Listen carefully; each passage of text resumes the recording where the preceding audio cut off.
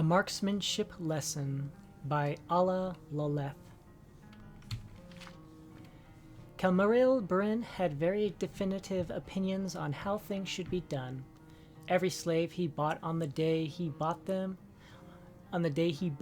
or her was soundly whipped in the courtyard for a period of 1 to 3 hours, depending on the individual degree of independent spirit. The whip he used, or had his castellan use, was of wet, knotted cloth which regularly drew blood but very seldom maimed. To his great satisfaction and personal pride, few slaves ever needed to be whipped more than once. The memory of their first day and the sight and sound of every subsequent slave's first day stayed with them throughout their lives. When Bryn bought his first Bosmer slave, he ordered his castellan to whip him only for an hour. The creature, which Bryn had named Daub, seemed so much more delicate than the Argonians and Khajiiti and Orcs who made up the bulk of his slaves. Daub was clearly ill-suited for work in the mines or in the fields, but he seemed presentable enough for domestic service. Daub did his work quietly and tolerably well. Bryn occasionally had to correct him by refusing him food, but the punishment never needed to go further. Whenever guests arrived at the plantation, the sight of the exotic and elegant addition to Bryn's household staff always impressed them. "Here, you," said Genetha Ilok, a minor but still noble member of the house in Doril, as Daub presented her with a glass of wine. "Were you born a slave?" "No, Sedera," Daub answered with a bow. "I used to rob nice ladies like you on the road." The company all laughed with delight, but Kelmaril Bryn checked with the slave trader from whom he had bought Daub, and found that the story was true. The Bosmer had been a highwayman, though not one of any great notoriety, before he had been caught and sold into slavery as punishment.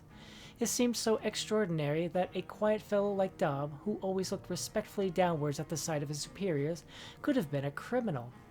Bryn made up his mind to question him about it. "You must have used some sort of weapon when you were robbing all those pilgrims and merchants," Bryn grinned as he watched Daub mop. "Yes, Sedera," Daub replied humbly, "a bow." "Of course. You Bosmeri are supposed to be very handy with those." Bryn thought a moment, and then asked, "A bit of a marksman, were you?" Daub nodded humbly. "You will tutor my son Wadilik in archery," the master said after another moment's pause. Wadilik was 12 years of age and had been rather sadly spoiled by his mother, Bryn's late wife. The boy was useless at swordplay, fearful of being cut. He embarrassed his father's pride, but the personality defect seemed ideally suited to the bow. Bryn had his castellan purchase a finely wrought bow, several quivers of arrows, and ordered targets to be set up in the wildflower field next to the plantation house. In a few days' time, the lessons began. For the first few days, the master watched Wadilik and Daub to be certain that the slave knew how to teach. He was pleased to see the boy learn the grips and the different stances. Business concerns, however, had to take precedence. Bryn only had time to see to it that the lessons were continuing, but not how well they were progressing. It was a month's time before the issue was re-examined. Bryn and his castellan were reviewing the plantation's earnings and expenses, and they had come to the area of miscellaneous household costs. You might also check to see how many targets in the field need to be repaired. "I have already anticipated that, Sedera," said the castellan. "They are in pristine condition." "How is that possible?" Bryn shook his head. "I've seen targets fall apart after only a few good shots. There shouldn't be anything left after a month's worth of lessons." "There are no holes of any kind in the targets, Sedera. See for yourself." As it happened at that hour, the marksmanship lesson was underway. Bryn walked across the field, watching Daub guide Wadilik's arm as the boy took aim at the sky. The arrow flew up into an arc over the top of the target, burying itself in the ground. Bryn examined the target and found it to be, as his castellan said, in pristine condition. No arrow had touched it.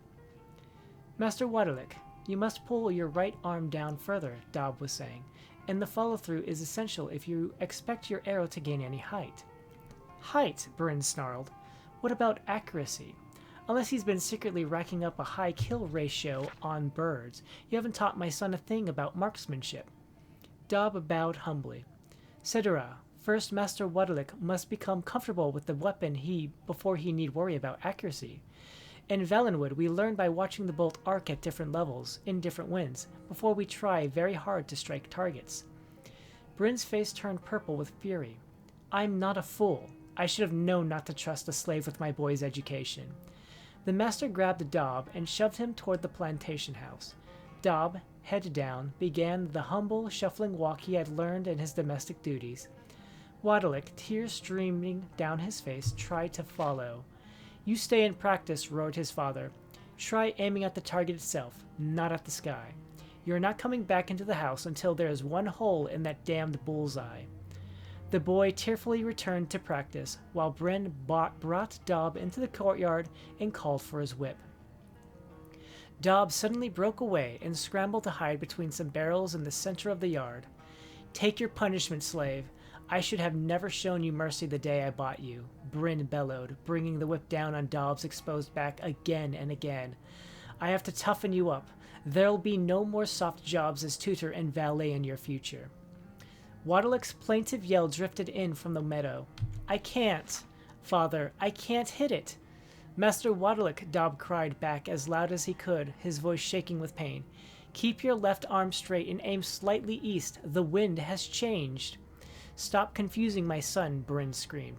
You'll be in the salt rice fields if I don't beat you to death first, like you deserve.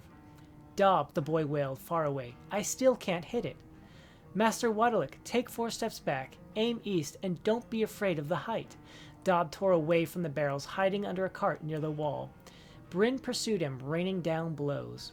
The boy's arrow sailed high over the target and kept climbing, reaching a pinnacle at the edge of the plantation house before coming down in a magnificent arc. Bryn tasted the blood before he realized he'd been hit. Gingerly, he raised his hands and felt the arrowhead protruding out of the back of his neck. He looked at Dob crouching under the wagon and thought he saw a thin smile across the slave's lips. Just for an instant before he died, Bryn saw the face of the rogue highwayman on Dob. Bullseye, Master Wadalik, Dob crowed.